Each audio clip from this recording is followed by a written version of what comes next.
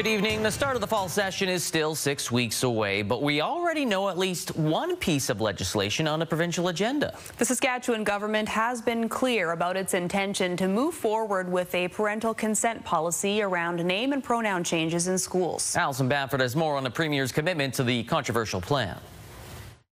Serious enough to introduce legislation to protect parental rights when we return to the legislature.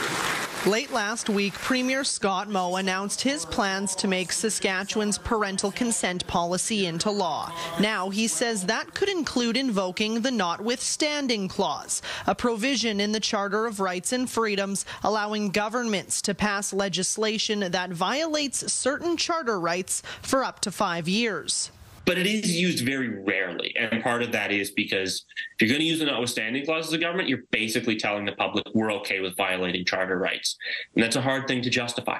The current policy requires teachers to obtain parental consent for any student wishing to change their name or pronouns in school. UR Pride is challenging the policy in court, arguing it violates 2 sections of the Charter, Section 7 around personal security and Section 15, equality rights.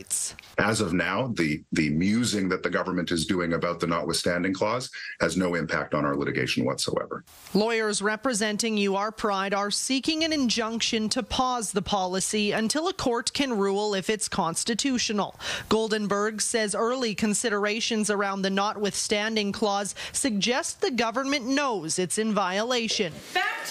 Meanwhile, schools are navigating the implementation of the controversial policy. Good Spirit School Division says it's not much different from how teachers were already handling situations. But conversations in the community around inclusion, sex ed curriculum, and gender diversity prompted the Yorkton Division to dispel common myths on social media. If there's a student that is struggling in any way, our first point of contact is always the parents. And if it happens to be that the child is at risk because of a relationship with the family, then we have to take different steps, but that rarely happens. The province has not made any decision when it comes to the notwithstanding clause or any other tools for legislating the policy. As for the legal proceedings, a judge will hear arguments in the injunction application on Tuesday. Alison Bamford, CTV News, Regina.